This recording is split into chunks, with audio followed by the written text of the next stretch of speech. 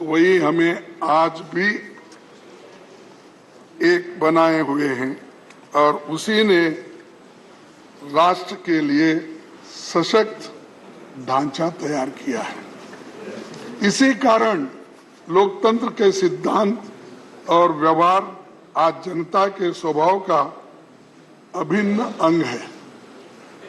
भारतीय संविधान हमारा सबसे बड़ा मार्गदर्शक है। इसी के आधार पर संसदीय प्रणाली के हक में फैसला हुआ और अडल्ट फ्रेंचाइज जो हमको मिला वो सबसे बड़ी बात है, क्योंकि आपको तो मालूम है पहले जब वोटिंग पावर थी 1935 के तो इस एक्ट के तहत जो टैक्स देते हैं, जिनके पास जमीन है, जो पढ़े लिखे हैं, जो इनकम टैक्स पे करते हैं, ऐसे लोगों के लिए ही वोटिंग का अधिकार था। लेकिन हमने जो संविधान बनाया, पंडित जवाहरलाल नेहरू जी और डॉक्टर बाबा साहब अम्बेडकर, वल्लभ भाई पटेल, जितने भी महान नेता उस वक्त इस कॉन्स्टिट्यूंट असेंबली में थे, उन्होंने अडल्ट फ्रेंचाइज दिया। आप लिखो या आप पढ़े हो या अनपढ़ हो, आप गरीब हो या आप अमीर हो, सबको एक ही वोट और उसका वैल्यू भी एक ही। करेक्ट। जो एक बड़ा अमीर आदमी, फर्ज करो अदानी के जैसा, उसको भी एक ही वोट, उसका वैल्यू भी एक ही वोट। लेकिन आज हमारे जो कर्मचारी है, छोटे लोग हैं, काम करते, उनको भी एक ही वोट। ये किसने दिया? ये कॉन्स्टिट्यूशन जो बनाने वाले कांग्रेस के उस वक्त आजादी, जिन्होंने आजादी के लिए लड़े और ये दिलाए और ये ढांचा बना। इसीलिए आज भी अडल्ट फ्रेंचाइज से ये देश जिंदा है, एक है और इंक्लूसिव है। और ये इंक्लूसिव बोले तो थोड़ा सा डर होता है उनको। इंक्लूसिव बोले तो फिर इंडिया, उसको क्या करते हैं छोटा करने के लिए, हमारे नड्डा साहब इंडी बोलते हैं। ठीक है, उसीलिए तो बोलो नाम बदलने से कुछ नहीं होता। इंडी बोलो और कुछ भी बोलो, हम है इंडिया। अरे आप कुछ भी बोलो, हम सब इंडिया। अरे बैठो, अरे आप क्यों बात करते? बेंगलुरु से आए हैं, चुप बैठो। राजस्थान से बेंगलुरु। हमारे नायकों ने बहुत मंथन करके जो संविधान दिया, वो जनता की आकांक्षाओं को खरा उतरा है। बाबा साहब संविधान सभा के अपने अंतिम भाषण में उन्होंने ये कहा था, मैं ये कोट करना चाहता, अगर आपकी इजाजत है तो। इजाजत है? मसौदा समिति का कार्य बहुत ही कठिन हो जाता यदि ये संविधान सभा विभिन्न विचार वाले व्यक्तियों का एक समुदाय मात्र होती। विभिन्न विचारधाराओं के लोगों का एक समुदाय होता। एक उखड़े हुए फर्श के समान होती, जिसमें कहीं एक काला पत्थर होता तो कहीं सफेद, और जिसमें प्रत्येक व्यक्ति या प्रत्येक समुदाय स्वयं अपने को विधिवेता समझता, सिवाय उपद्रव के और कुछ नहीं होता। तो उस वक्त बोल रहे कि इतने सब रहने से उपद्रव के कुछ नहीं होता। सभा में कांग्रेस पक्ष की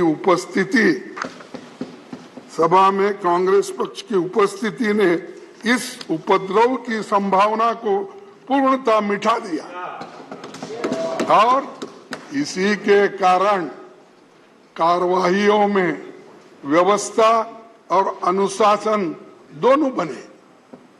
कांग्रेस पक्ष के अनुशासन के कारण ही मसौदा समिति यह निश्चित रूप में जानकर कि प्रत्येक अनुच्छेद और प्रत्येक संशोधन का क्या भाग्य होगा, इस संविधान का संचालन कर बैठी।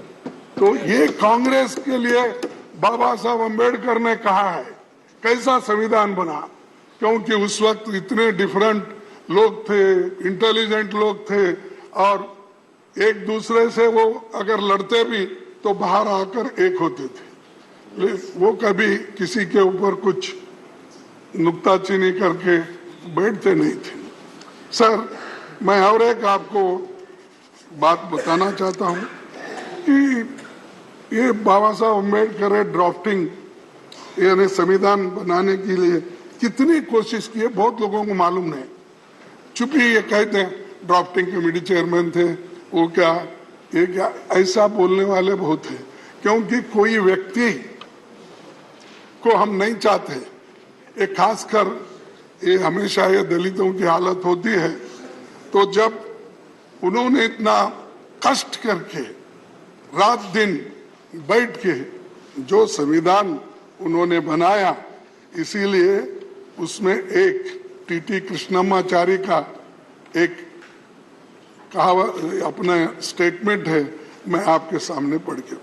संविधान का निर्माण करने वाली चुनिंदा 7 सदस्यों की ड्राफ्टिंग कमेटी में सबसे बड़ी भूमिका डॉक्टर अंबेडकर ने बना। 7 लोगों, इसमें क्या होता, क्योंकि उसके एक सदस्य ने वो 7 में एक सदस्य त्याग पत्र दिया, कितने बचे? 6। एक सदस्य का निधन हो गया, कितने बचे? 5। Lust, unless there lies at the base of it social democracy. What does social democracy mean?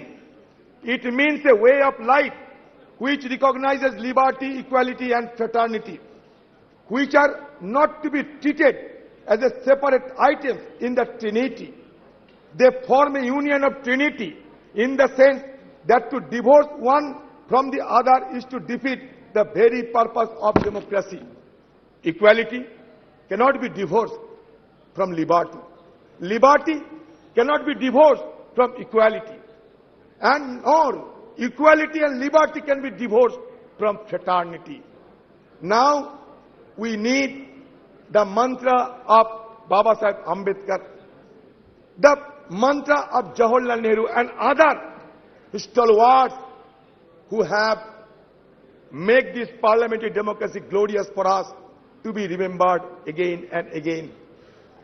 Sir, ये पार्लियामेंट में कभी भगत सिंह जी एक बम फेंका था, लेकिन किसी को आहत करने के लिए नहीं, ब्रिटिश सरकार को जगाने के लिए। 1929 में सर ये सदन में हमला हुई थी। 2001 साल में आतंकवादी ने हमला किया था, हमारे वॉच एंड वार्ड और सारे लोग ये आतंकवादी हमला को रोके थे। आज हम सब के लिए हमारी तरफ से श्रद्धा अर्पण करना चाहते हैं। ये सदन के सारे मेंबरों के साथ साथ हमारे जितने स्टाफ है सर, ये मेहनत करते हुए आज इस सदन को इतना गरिमामय बनाया है। सर आप सुन के चौंक जाओगे सर, जब पंडित जवाहरलाल नेहरू ने हिंदुस्तान की ये प्राइम मिनिस्टरशिप को संभाला, ये देश को अगुवाई करने के लिए तैयार हुई, तब हिंदुस्तान की हालत क्या थी जानते हैं सर? हमारे आयु थी महज 32 साल, हमारा साक्षरता थी महज 12%। सर पर कैपिटा हमारा रोजगार क्या था जानते हैं सर? सिर्फ 245 रुपया। आप सोचिए, एक तरफ अकाल, विभाजन, पाकिस्तान और हिंदुस्तान का बंटवारा, लाखों की तादाद के लोगों को जान गंवाने पड़े, सारे देश में तही तही मच गई थी।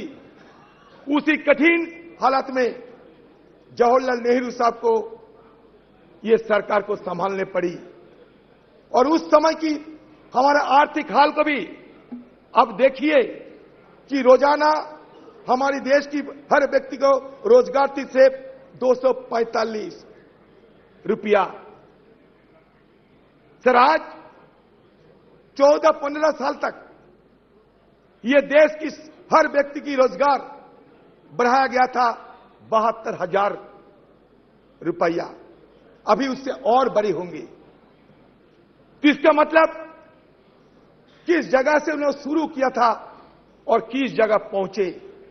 इसीलिए उन्होंने कहा था उसी दिन कि long years ago we made tryst with destiny and the time comes when we will redeem our place.